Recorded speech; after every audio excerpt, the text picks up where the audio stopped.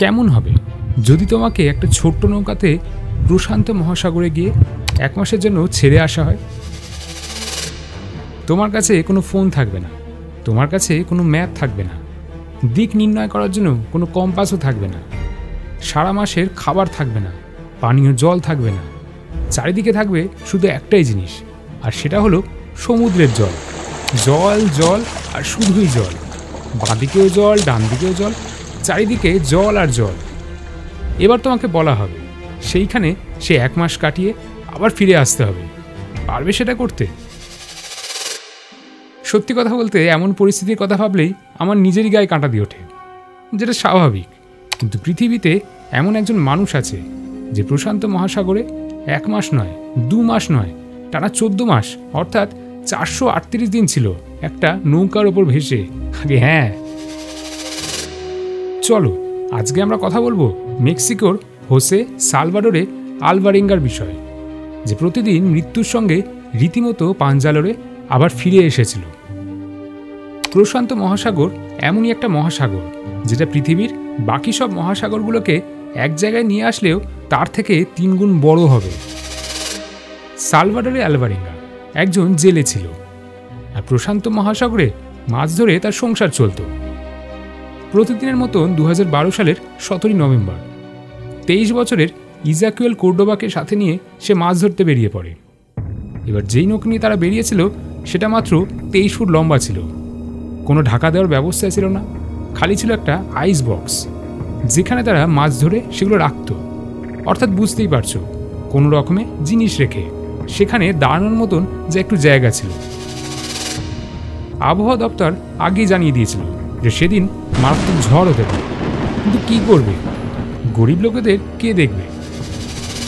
তারা মোটামুটি 120 কিলোমিটার পাড়ি দিয়ে ফেলেছিল এবং সময়টা তখন রাত থেকে 1টা। শুরু হয় প্রকৃতি।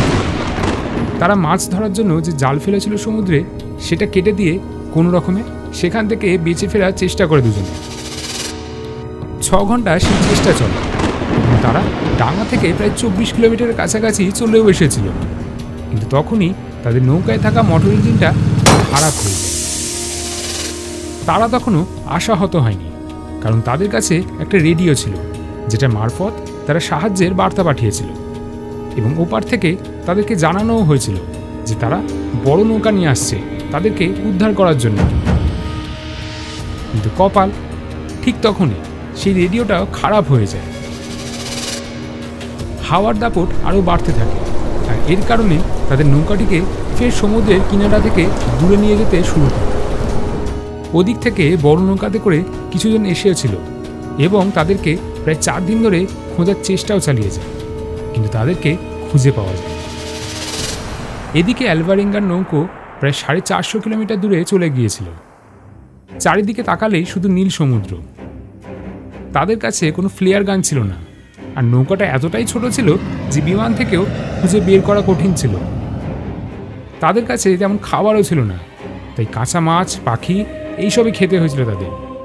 আর পানীয় জল, সমুদ্র থেকে অনেক সময়তেই জলের বোতল ভাসতে দেখা যায়। সেগুলোতেই বৃষ্টি হলে জল রেখে রেখে সেখান থেকে পান করতো তারা। আর যখন বৃষ্টি হতো না তখন কচ্ছপের রক্ত খেতে হতো, আর না তো নিজেদেরই। হ্যাঁ, এগুলি তাদের করতে হতো বেঁচে থাকার জন্য। এইভাবেই তারা 4 মাস ধরে টানা ভেসে থাকে মাঝ সমুদ্রে। অনেক সময়তেই নিজেদের আঙুলের নখ পর্যন্ত তাদের খেতে হয়েছে, কিন্তু সঙ্গী কোর্ডোবা বেঁচে থাকার আশাই ছেড়ে দিয়েছিল। যেটুকু খাবার তাদের জুটত সারাদিনে সেটাও খাওয়া বন্ধ করে দিয়েছিল। আস্তে আস্তে সে মৃত্যুর কোলে ঢলে পড়ে।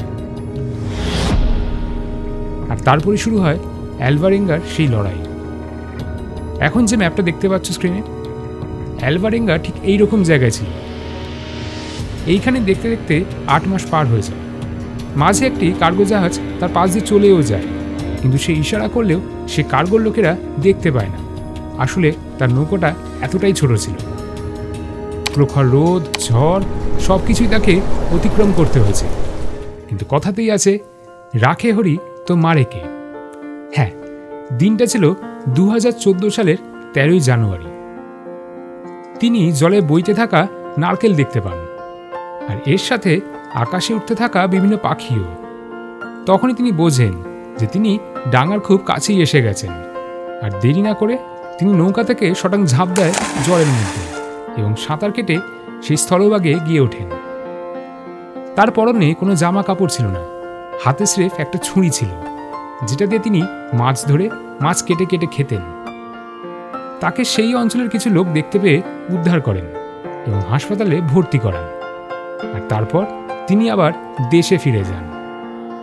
আর এর মধ্যে প্রায় 14 মাস কেটে যায়। তবে এরপরে কোর্ডোবার পরিবার আদালতে মামলা দায়ের করেন এই বলে যে অ্যালভেরেঙ্গাই কোর্ডোবাকে মেরে তার মাংস। যাই হোক, সেটা নিয়ে এখানে আলোচনা করব না আজকে। তবে একটা জিনিস এই ঘটনা থেকে আমরা সবাই শিখতে পারি, আর সেটা হলো কোনোদিন আশাহত হতে নেই। লক্ষ্য যদি স্থির থাকে তবে একদিন না একদিন ঠিক জয় আসবেই আসবে। কি তাই তো? কেমন লাগলো আজকের এই ভিডিওটা জানাতে ভুলবেন না কমেন্ট করে। আর নানা বিষয়ের ওপর ভিডিও দেখতে হলে এই পেজটি ফলো করতে পারেন।